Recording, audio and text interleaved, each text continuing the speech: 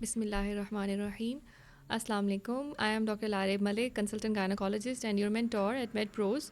आज हम करने लगे हैं चैप्टर नंबर 2 हमारी मास्टरिंग बुक का और इसमें जो सेकंड चैप्टर है that is second and third trimester pregnancy. इससे रिलेटेड जो भी कॉम्प्लिकेशंस होती हैं और मैनेजमेंट के हवाले से जो हमसे क्वेश्चंस किए जाते हैं हम वो डिस्कस कर लेंगे। Okay, question number 1. 32-year-old nulliparous woman sees you in antenatal clinic at 22 weeks gestation.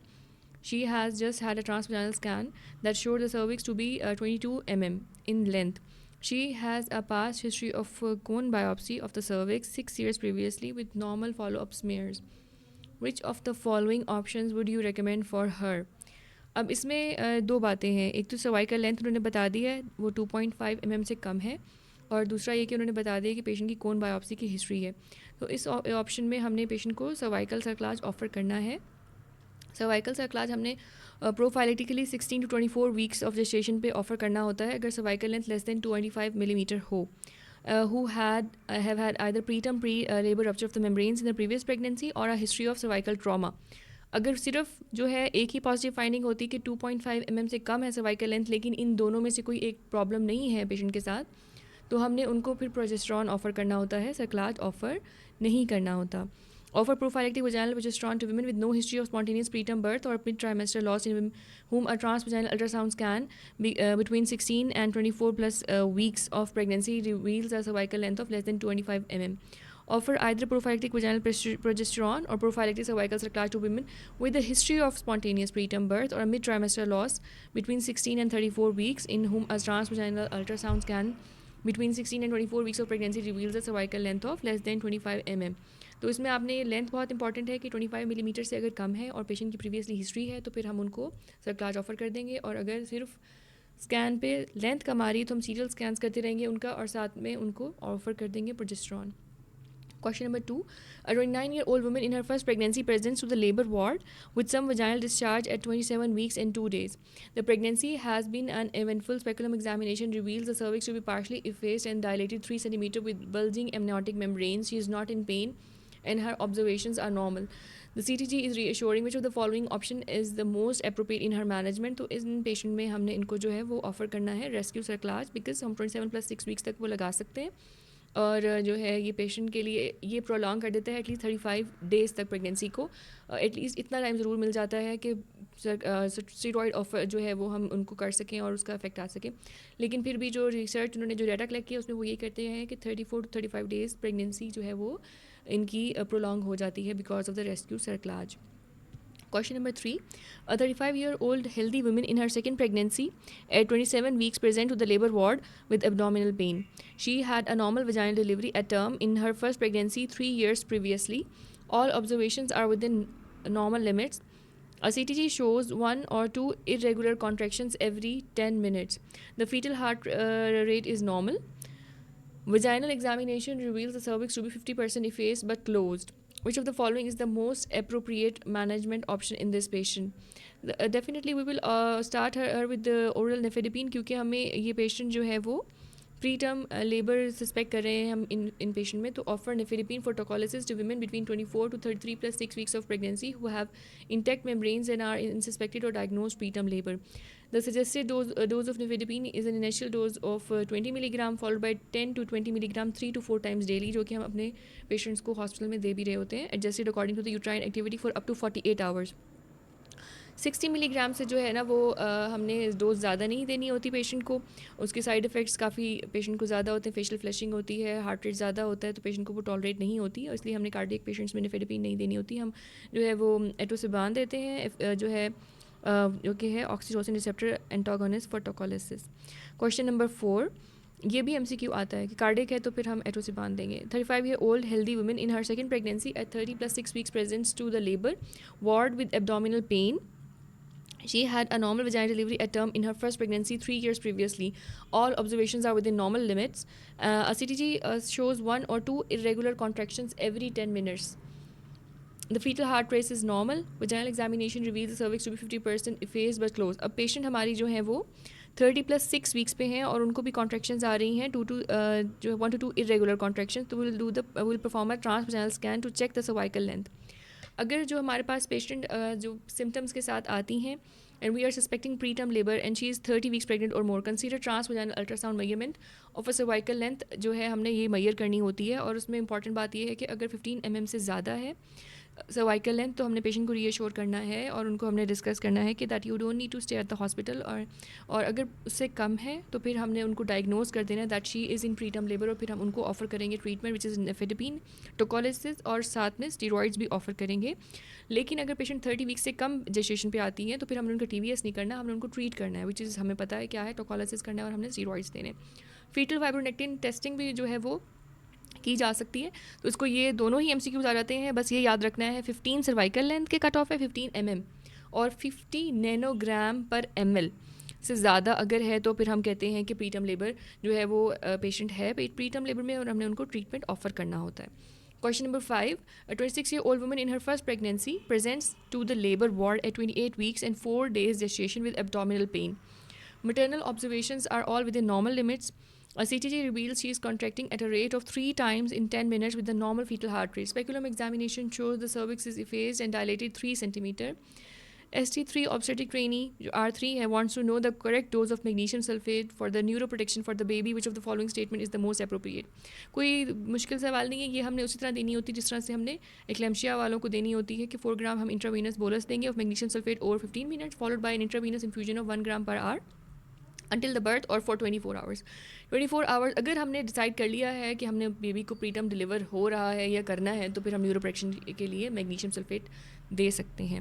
इस पर भी स्टडीज़ इन्होंने की हुई हैं कि हमने पेशेंट को जो है इसी तरह से देना है, ऑफ़र करना है intravenous magnesium sulphate between 24 to 29 plus 6 weeks of pregnancy जो कि preterm labor में और having a planned preterm birth within 24 hours. For women who are between 30 and 33 plus 6 weeks of pregnancy and are either in preterm labor or planned birth in the next consider करेंगे हम, ठीक है। ये offer और consider थोड़ा सा difference होता है, इसको भी हम देख लेते हैं कि हम जो है इनको ऑफ़र करेंगे या कंसिडर करेंगे कि ये वीक्स पे डिपेंड करता है। आपने वीक्स ज़रूर देखने हैं और इसी तरह से याद कर लेना है। 28-year-old primary gravida with monochorionic diamniotic twins undergoes an ultrasound scan at 24 weeks. Twin 1 has an estimated weight at the 20th centile with the deepest pool of liquor of 1.6 centimeter. Twin 2 is growing at the 80th centile with the deepest pool of liquor measuring 9.5 centimeter. Doppler studies on both twins are normal. The bladder of both twins are visible. Which of the following is the most likely diagnosis? अब इसमें वो हमसे जो है वो Quintero क्लासिफ staging होती है basically twin twin transfusion की, तो उसमें हमने ये देखना होता है। अब इसमें हमने उन्होंने ये बताया होता है कि both bladders are visible, this is stage 1। तो ये हमने याद कर लेना होता है कि स्टेज 1 क्या है, स्टेज 2 क्या है, और उसके अकॉर्डिंगली ये हमसे पूछ लेते हैं। TTS is the most important cause of the death and disability in the monochorionic diamniotic twin pregnancy. The diagnosis is based on the presence of the polyhydramnios with a distended bladder in the recipient and oligohydramnios less than 2 cm deep vertical pocket agar ho with a small or empty bladder in the donor. Discordant fetal growth restriction may be differentiated from the TTS by the absence of polyhydramnios in the amniotic sacs, although the small twin may have oligo owing to the placental insufficiency. मतलब जो recipient होगा अगर twin twin नहीं है और सिर्फ discordant fetal growth restriction है, ये भी एक ट्विन प्रेगनेंसी की कॉम्प्लिकेशन होती है, तो उसमें पॉलीहाइड्रोमनियोस नहीं होगा, जस्ट जो बेबी स्मॉल है ग्रोथ रिस्ट्रिक्शन के साथ है उसमें ऑलिगोहाइड्रोमनियोस होगा। The normal range for the deep vertical pocket is 2 to 8 cm in singleton gestation. The normal range for the single deep vertical pocket in twin gestation appears to be 2.2 to 7.5 cm.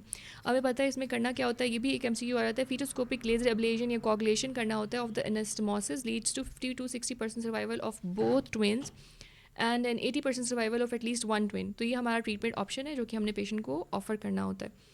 Question number 7. A 28-year-old primary gravida presents to the antenatal clinic with headache. Which of the following headaches in pregnancy is classified as primary headache?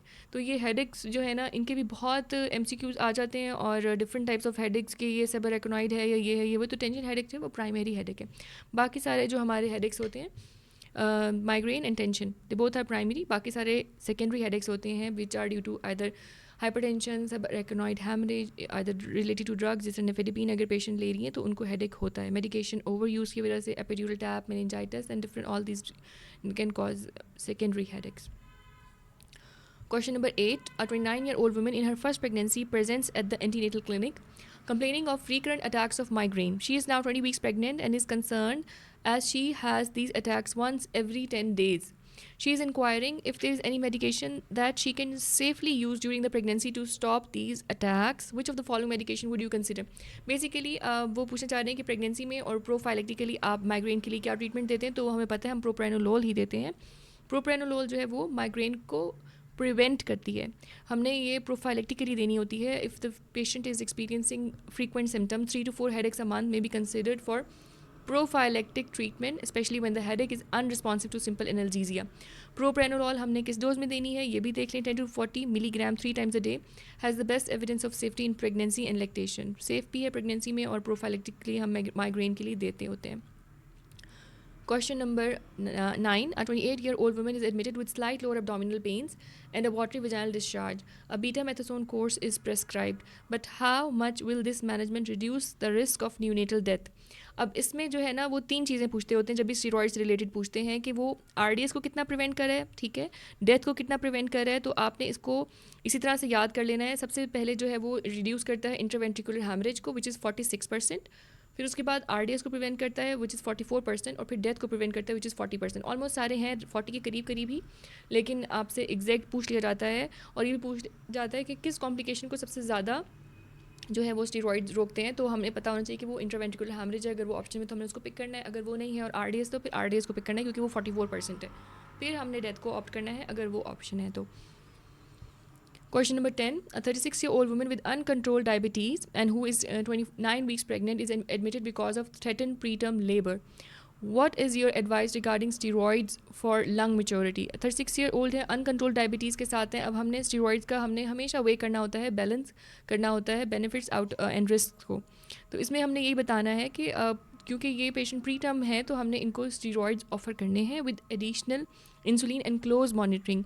इनमें इन्होंने कोई randomise control नहीं किए हुए trial, लेकिन हमें पता है जब हम जो है वो स्टीरॉइड्स ऑफ़र करते हैं पेशेंट को और स्टीरॉइड्स हम एडमिनिस्टर करते हैं तो ब्लड शुगर लेवल्स जो है वो उनके एक स्पाइक आती है और हमने वो उनको एटलीस्ट 72 आवर्स के लिए मॉनिटर करना होता है और एडिशनल डोज ऑफ इंसुलिन देनी होती है। Question number 11. A 32-year-old woman who is 36 weeks pregnant comes to the labor ward because of upper abdominal pain and slight vaginal bleeding. Her 2 previous pregnancies ended in cesarean section because of the placental abruption. She has a normal blood pressure and a reactive non-stress test. What are her chances of having another placental abruption? हमारे ops का rule है कि history repeats itself. तो हमारा जब एक complication अगर एक प्रेगनेंसी में हुई है तो बहुत चांसेस हैं कि दूसरी प्रेगनेंसी में भी वो कॉम्प्लिकेशन होगी और फिर विद ईच सब्सिक्वेंट प्रेगनेंसी उसका जो है वो परसेंटेज इंक्रीज़ होती रहती है रिकरेंस की। तो ये बहुत इंपॉर्टेंट है, हमने ये याद रखना है। अगर एक अब्रप्शन है तो 4% होता है, अब 2 हो गई हैं तो उनका रिस्क हो गया 19 to 25%। मतलब हम पेशेंट को बता सकते हैं अगर हम उनको समझाना भी चाहें, ये आगे आपके टॉक्स में भी बहुत हेल्पफुल होता है कि 1 in 4 या 1 in 5 चांसेस हैं कि आपका ये इवेंट दोबारा हो सकता है, ठीक है। और इसमें हमें फिर उसके लिए एंटिसिपेट करना चाहिए वो कॉम्प्लिकेशन को और मैनेजमेंट के लिए रेडी रहना चाहिए। Question number 12. A 29-year-old pregnant woman has just booked for her antenatal care. Her first pregnancy ended in a cesarean section birth because of placenta previa. What are her risks for a recurrence? Recurrence हमसे हमेशा ही पूछी जाती है। पहले एक caesarean है और previa था तो क्या थी, फिर दूसरा तो ये हमसे the recurrence of the placenta previa for a previous episode is 9. Other risk factors include previous termination of pregnancy. हमें पता है ये सारे risk factors हैं for the that is for the placenta previa. Previous termination of pregnancy जो हम अगर evacuate कर रहे हैं with instruments, multiparity, advanced maternal age, multiple pregnancy, smoking and deficit endometrium due to assisted conception. अगर ART में भी बहुत रिस्क होता है कि वो placenta previa होगा। और एक और MCQ भी आ जाता है कि वाजा प्रीविया भी ज़्यादा इन्हीं असिस्टेड रिप्रोडक्टिव टेक्निक के थ्रू अगर कंसेप्शन की जाए तो उसमें उसका इंसिडेंस ज़्यादा होता है। Question number 13. A non-sensitized RH negative pregnant woman is admitted at 34 weeks with a moderate amount of vaginal bleeding. She is stable and the bleeding has stopped. What specific test should you request? अब वो ये बता रहे हैं कि 34 weeks पे हैं, moderate amount of bleeding के साथ आई and she is RH negative. तो हमने उनके जो टेस्ट हैं वो हमें पता है क्लीहॉर टेस्ट हमने कराना होता है, फिर उसके अकॉर्डिंगली हमने उनकी एंटी-डी की डोज कैलकुलेट करनी होती है। और ये 125 जो हमें पता है इंटरनेशनल यूनिट्स 1 ml ऑफ फीटोमैटर्नल जो हैमरेज हुआ होता है उसको कैंसिल कर देता है या न्यूट्रलाइज कर देता है। ये आपको MCQs आ जाते हैं और इसके लिए ना कैलकुलेटर हमारे सॉफ्टवेयर में वहाँ पर होता है CPSP में, क्योंकि मेरे साथ बहुत सारे कैंडिडेट्स थे जो कि आए तो वो कहते थे कि इस तरह से कैलकुलेट करने वाले क्वेश्चंस थे, लेकिन कैलकुलेटर तो था नहीं, लेकिन कैलकुलेटर वहाँ होता है। आप देखिएगा अपर कॉर्नर पे ऑन योर राइट साइड एक आइकन बना हुआ होता है कैलकुलेटर का प्लस माइनस का, तो उसको ज़रूर यूज़ करिएगा जब भी ऐसा कोई क्वेश्चन आए। Question number 14. A 33-year-old woman who is 34 weeks pregnant and under community care is referred to the antenatal clinic because of frequent mild vaginal spotting over the last week. Her antenatal care has been uneventful. She has a normal fundal placenta. Her history and your clinical examination of her did not reveal any abnormality. Speculum examination revealed a small ectropion. Her last cervical smear 18 months previously showed mild dyskaryosis. She has screened negative for the human papilloma virus. How will you conduct the rest of her antenatal care delivery? ये जो है ना, अब pregnancy में ख़ास तौर से इस तरह के कॉम्प्लिकेशंस के बहुत MCQs आते हैं। इवन ये तो जस्ट माइल्ड डिस्केरियोसिस है, आपको मेलिग्नेंसी के भी किस तरह से पेशेंट को हमने मैनेज करना है, तो इसमें तो हमने बहरहाल इनको सिर्फ रेफ़र कर देना है her back to the community antenatal care and delivery, और उसके बाद वो अपनी रूटीन जो है वो फॉलोअप के लिए अपनी स्क्रीनिंग प्रोग्राम के साथ ही चलेंगी, क्योंकि HPV नेगेटिव है और सिर्फ जो है वो माइल्ड डिस्केरियोसिस है। और question number 15 is a 33-year-old woman who is 33 weeks pregnant is admitted with severe abruption and an estimated blood loss of 1500 ml. An emergency ultrasound scan showed a large retroplacental hematoma. Fetal heart pulsations were not seen on the ultrasound. She is stabilized with intravenous saline infusions and prepared for an emergency cesarean section. What is your first line empirical treatment while waiting for the coagulation profile results? तो इसमें हमेशा यही कहा जाता है कि you treat the patient, not the you should not wait for the labs. आप clinically assess करो। अब जिस तरह हमें पता है कि बहुत पेशेंट को ब्लड लॉस भी हो चुका है, तो हमने उसको उनकी जो रिस्क होता है कि वो DIC में पेशेंट चला जाएगा, तो हमने उनको उसी वक्त fresh frozen plasmas and 10 units of cryoprecipitate जो है वो ट्रांसफ्यूज़ कर देने हैं, ताकि उनकी जो कॉग्लोपैथी अगर डेवलप हो रही है तो वो साथ साथ करेक्ट हो जाए। Question number 16. A 23-year-old para 2 woman presented with vague abdominal pains when she was 29 weeks pregnant. General and abdominal examination did not reveal any abnormality. She had a normal BP. Fetal Doppler and CTG could not demonstrate the fetal heart rate. A real-time ultrasound scan augmented with the color Doppler of the fetal heart and umbilical artery confirmed intrauterine fetal demise. It also showed collapse of the fetal skull with overlapping bones.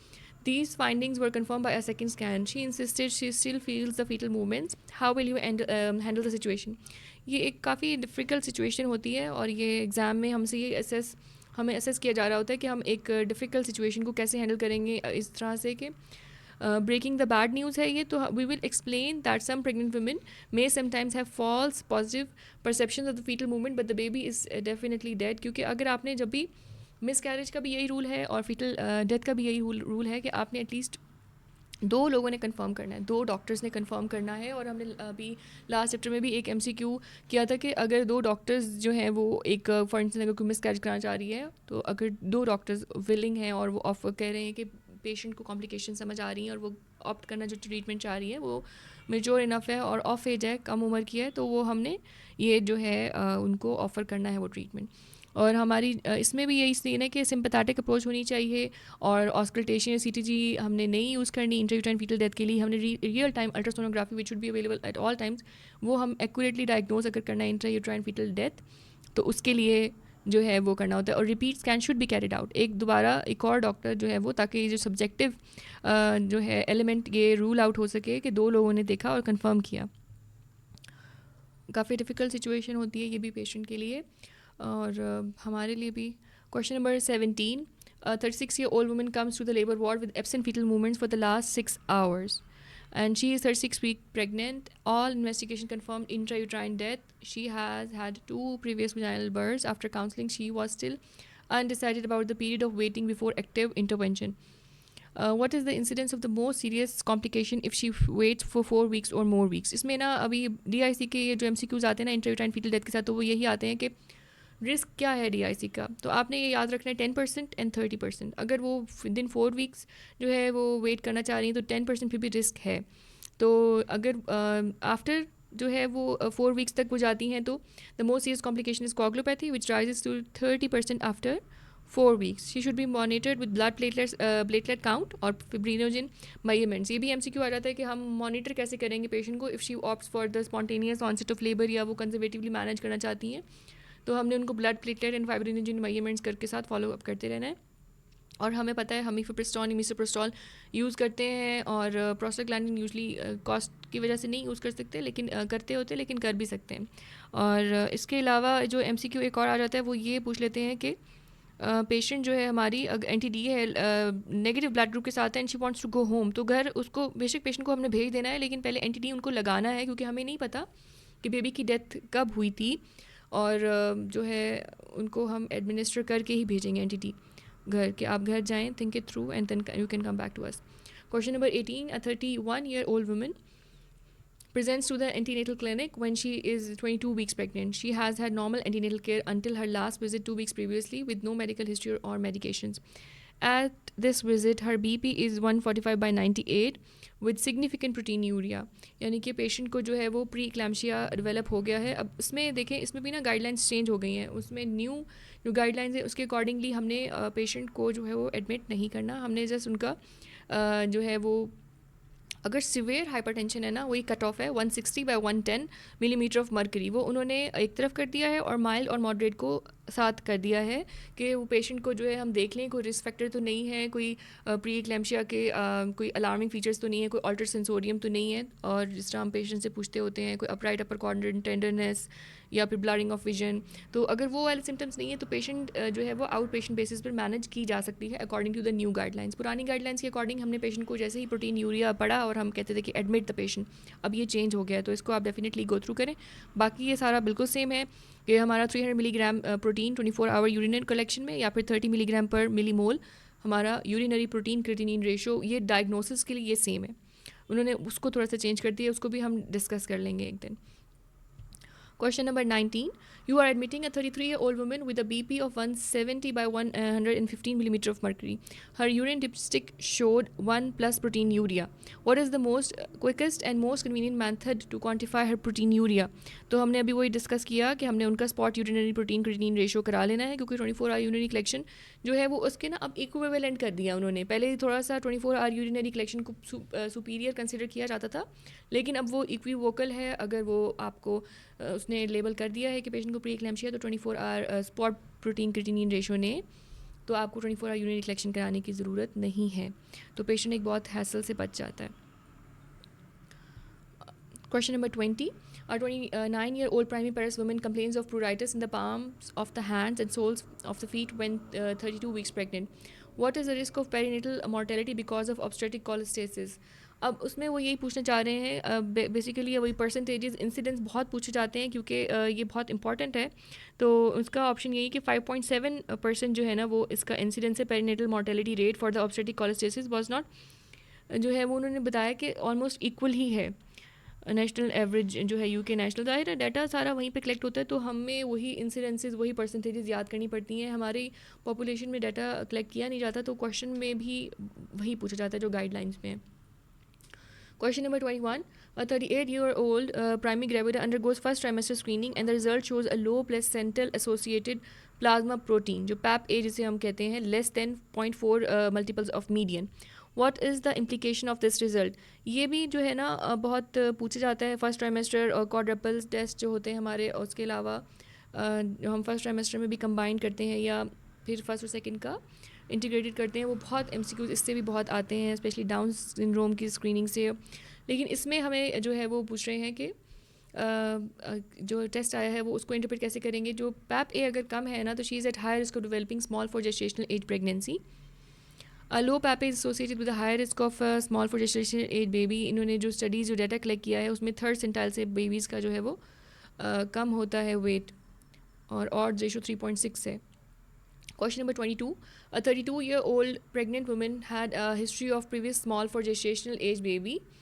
Her uterine artery Doppler shows notching at 22 weeks gestation, which normalizes when repeated 2 weeks later. तो how will you counsel her antenatal care?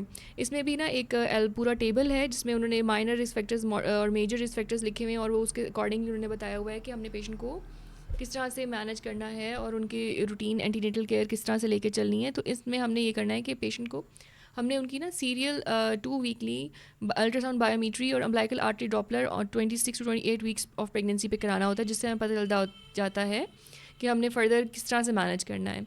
Women who have an abnormal uterine artery Doppler, जो कि हमें predict करता है कि patient pre एक्लैम्प्सिया develop करेगी या small for gestational age baby develop करेगी होगा या नहीं होगा, should be scheduled for serial ultrasound measurements of the fetal size and assessment of well-being with umbilical artery Doppler commencing at 26 to 28 weeks of pregnancy. अगर normal है uterine artery Doppler, they do not require serial follow up measurements of the fetal size और serial umbilical artery Doppler unless they develop specific pregnancy complications. कोई complication अगर है तो फिर हम उनको करा लेंगे, अदरवाइज़ एक दफ़ा हम बस दोबारा उनको 26-28 वीक्स पे करके उनको फिर रूटीन फॉलो अप पे जो है वो बुलाएंगे। और उसके अलावा वो ये कहते हैं कि एक दफ़ा और जो है ना थर्ड ट्राइमेस्टर में भी करा के देख लें अगर जो है कोई रिस्क फैक्टर है ख़ास तौर से। Question number 23. You are caring for a 33-year-old pregnant woman who is diagnosed with small for gestational age fetus. At 31 weeks, she showed an umbilical flow pulsatility index of more than +2 standard deviation above the mean for the gestational age. What indices should you use to time the delivery? इसमें ना एक simple सा rule है कि अगर pre term baby है ना तो हमने उसमें डक्टस विनोसिस जो है वो डॉपलर देखना होता है, ठीक है। Women who have an abnormal uterine artery Doppler 24 weeks पे जो हम करा रहे हैं वही 20 to 24 वीक्स पे should be scheduled for serial ultrasound measurements of the fetal size and assessment of the wellbeing, जो कि हमने 26 to 28 वीक्स पे करना है, हमने पिछले क्वेश्चन में भी डिस्कस किया। Pregnant women with a normal uterine artery Doppler do not require serial follow up measurements, ठीक है। अगर नॉर्मल है तो फिर सीरियल हमने फॉलो अप नहीं करना, लेकिन अगर अब नॉर्मल है तो फिर हम उनको सीरियल फॉलो अप करेंगे और हम उसमें उनका अम्बिलिकल आर्टरी डॉपलर देखते रहेंगे ड्यूरिंग द थर्ड ट्राइमेस्टर। और 34 वीक्स से पहले हमने डक्टस विनोसिस डॉपलर देखना है और उसके बाद हम मिडल सेरेब्रल आर्टरी पे आ जाते हैं और इन सब चीज़ों पर आ जाते हैं जो कि diastolic flow and all that. Question number 24. A young couple comes to see you at the antenatal clinic. She is 29 years old and 23 weeks pregnant. They have to travel to a Zika virus endemic area. She shows you a National Health Service advice about how to avoid mosquito bites, but asks you if you have any further advice. तो ये हमें पता है कि multiple root से transmit हो जाता है infection and she is pregnant और जीका वायरस जो है उसका कोई ट्रीटमेंट भी नहीं है, तो हमने उनको सबसे इम्पॉर्टेंट यही होता है कि ट्रांसमिशन को ही हमने रोकना है। तो हम उनको ये एडवाइस करेंगे to use condom during vaginal and oral sex during travel and for the duration of the pregnancy, during all the time, during the time she is pregnant. Zika virus can be transmitted during sexual intercourse. Approximately 80% of the infections are asymptomatic. मतलब patient को पता भी नहीं चलेगा और infection transmit हो जाएगा, तो it's better to be safe than sorry. They should be advised to use condom contraception for any form of sexual relations during the period of travel and until the end of pregnancy, even if they do not develop any symptoms of the infection. Thank you. We have completed our chapter 2. बाकी MCQ books जो है ये बहुत helpful होती हैं। मैं सबको यही कहती हूँ कि ये MCQ बुक्स जो है करने का ये फ़ायदा ज़रूर होता है कि आपको एक प्रैक्टिस हो जाती है, आपको अप्लाइड नॉलेज करना आ जाता है। हम लोग पढ़ते हैं लेकिन जब क्लिनिकल जो हमारा नॉलेज होता है अप्लाई करने का टाइम आता है तो उसमें हम थोड़ा सा लैग कर रहे होते हैं। तो ये जो बुक्स हैं ये बहुत हेल्प करती हैं इस हवाले से। स्टेम्स पूरी हैं, इनमें इंफॉर्मेशन पूरी गिवन होती है